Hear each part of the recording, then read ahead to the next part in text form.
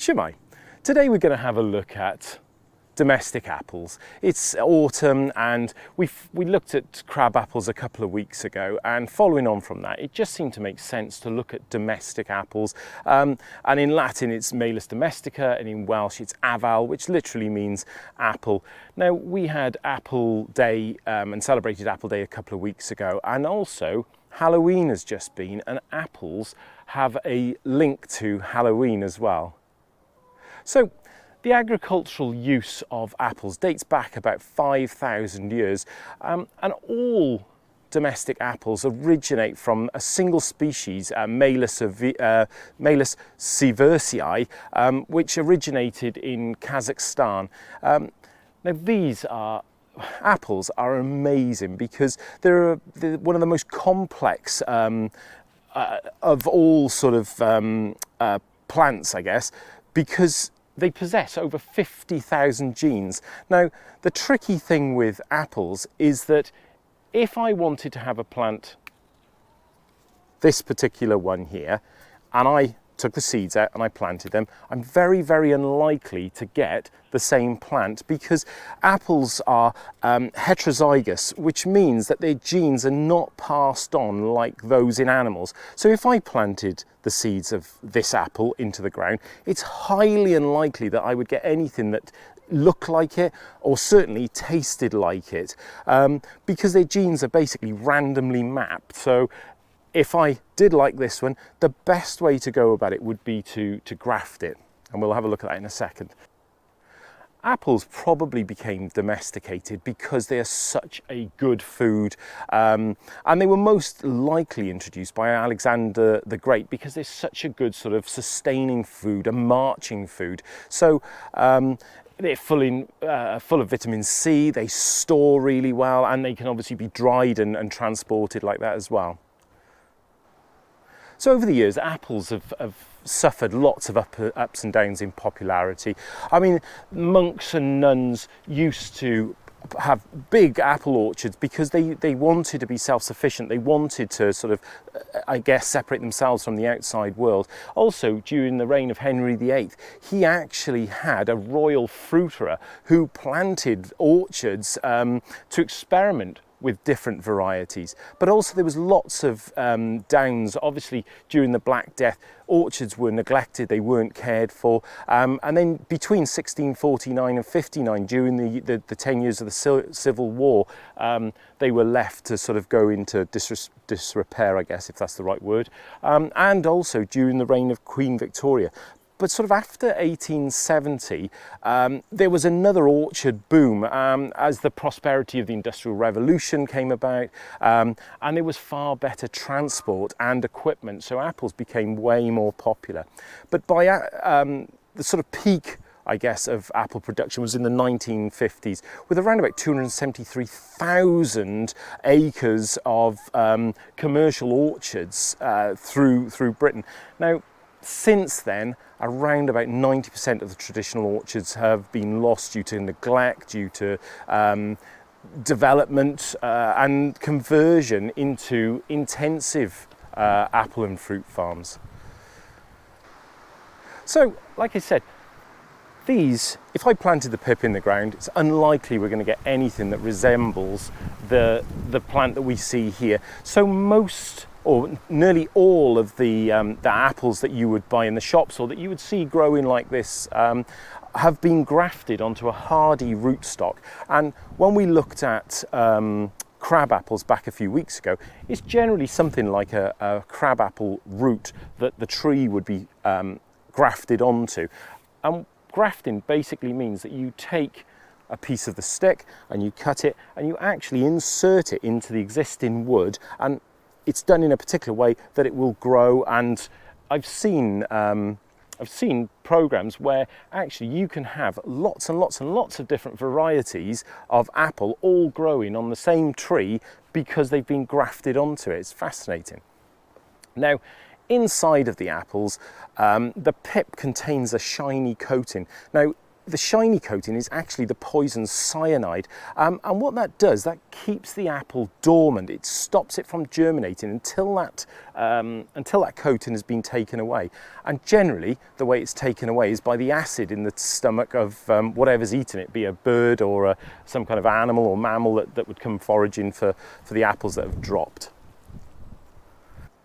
Now, apple trees have generally been considered to be revered or holy or sacred, and particularly by pagans and in tradition. So there's the tradition of apple wassailing, which is pagan in origin, and it basically takes place, and there's lots of variations on this one, but on the 12th night, and it's done to pray for a bountiful crop. So lots of noise is made in the orchards to drive away all the evil spirits, and also there's sort of cider would be poured down the trunk to run onto the roots to encourage a bountiful crop, and also bread, slices of bread soaked in cider would be stuffed up into the branches of the tree to feed the sort of the tree spirits, the sleeping tree spirits, and sustain them through the winter.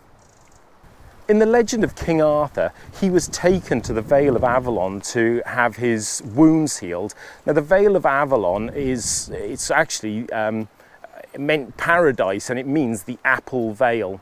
And apples are also associated with the Roman goddess of fruit trees, Pomona, who was one of the autumn deities, and her festival is probably now called Halloween. Now, I think I'm going to push on through. The rain is coming again, another storm, so we'll just keep going. And apples represented the underworld, which is illustrated in things like the traditional game of apple bobbing, and also that apples can be made into the intoxicating drink cider. Okay. So we had to take shelter, and we're actually at a different day now. That the storm came in and it was heavy rain for a couple of days, so we've just returned. There's quite a few wind-thrown apples now on the floor, but we'll continue where we were. So, I mean, where we were up to, we were talking about apples having medicinal uses, and it harks back to the saying, an apple a day keeps the doctor away, because they are very good for you. They're said to help with things like, the juice is good for sprains and bruises, and even for treating things like diarrhea. Cooked apples can help with sore throats and fevers and eye problems, and even the acid that's contained within the apples is good to help with digestion of fatty foods and help you to sort of process the food going through your body. Now, apples, as we said, they were a great food for marching armies as a sustaining food, because they do contain lots of vitamins and lots of minerals which help your body and sort of they can help with promoting liver function, and also just help you with your digestion and things. So another good thing that they do is that they have a detoxifying effect on your body, so to sort of clear out all those unpleasant things that your body doesn't want anymore. Now, apples have been linked to, really, the main link that they have in sort of lore is to do with romance and love. And one of the kind of things that they used to be used for once upon a time is that they would be tied into a string, and they would be swung round and round and round and round a fire, and the first apple to come out, that person would be the first person to marry. So, interesting one there. But they were also associated with, like I say, love and romance, in that if you break open an apple and take that little pip out and you put them onto your cheeks, then the last pip, you'd give each one of those pips the name of somebody that you were interested in, and the last pip to fall off, whatever name was the last pip to fall off, would be the person that you would be your future husband or wife.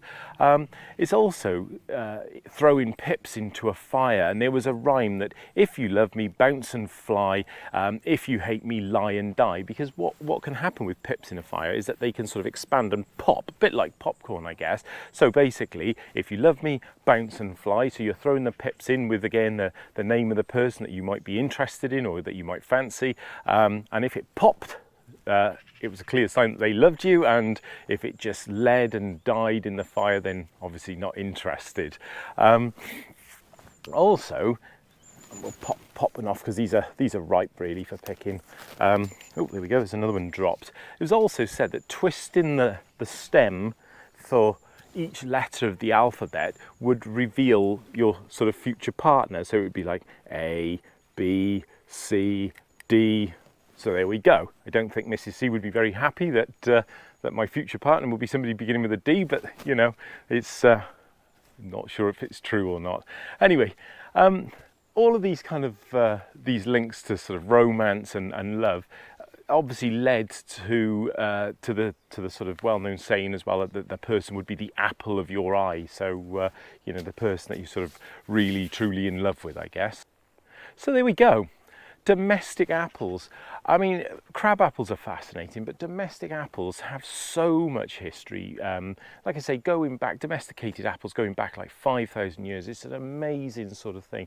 And the interest that, you know, that they are so unique in the way that they sort of pass on their genes and things. So there we go. I hope that you've sort of got an apple tree planted in your garden. I mean, I know that back at my house, I've got a small one about sort of so high, and it's kept quite small. And this year, it's got a tremendous crop on it. So it shows that you don't actually need a big garden to grow fruit and to grow apples. So there we go. Hope you found that interesting, the humble domestic apple, and we'll see you soon.